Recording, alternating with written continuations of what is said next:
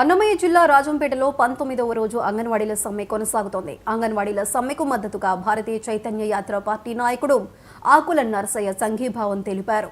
ప్రభుత్వం తక్షణమే అంగన్వాడీల సమస్యలను పరిష్కరించాలన్నారు. లేదంటే అంగన్వాడీలతో కలిసి నిరాహార దీక్ష చేస్తామని నరసయ్య హెచ్చరించారు.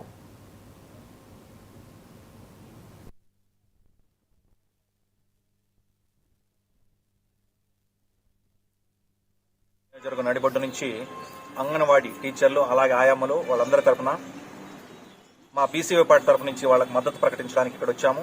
ఈ రోజే కాదు, నిన్న కూడా మేము వచ్చాము. మీడియా సమక్షంలో వాళ్ళ బాధలు, వాళ్ళ కన్నీటి కష్టాలు, వాళ్ళు గత 18 రోజులు అంటే ఈ రోజుకి 19 రోజులు వాళ్ళు ఎంత నరకం అనిపిస్తున్నారు, ఎన్ని కష్టాలు ఉంటారు. పాలు తాగే పసిబిడ్డలు ఉంటారు, ఇంట్లో వయసు అయిపోయిన భర్తలు ఉంటారు.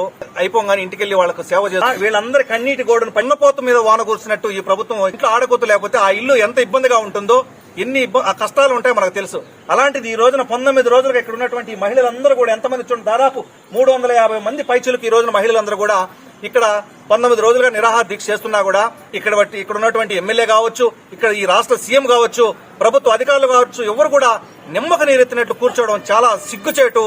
కాబట్టి రాబోయే రోజుల్లో మీరు ఇలాగే ఒంటెద్దు పోకూడతో పోతే ఖచ్చితంగా మహిళలైతే ఎవరితో పెట్టుకుంటున్నారో మీరు ఖచ్చితంగా రాబోయే రోజులు మీ పార్టీ కూడా వాళ్ళు సాగనంపుతారు. మిమ్మల్ని ఓటమి అనే గొప్ప బిరుదు ఇచ్చి మిమ్మల్ని సాగనంపుతారు. అన్నమయ్య జిల్లా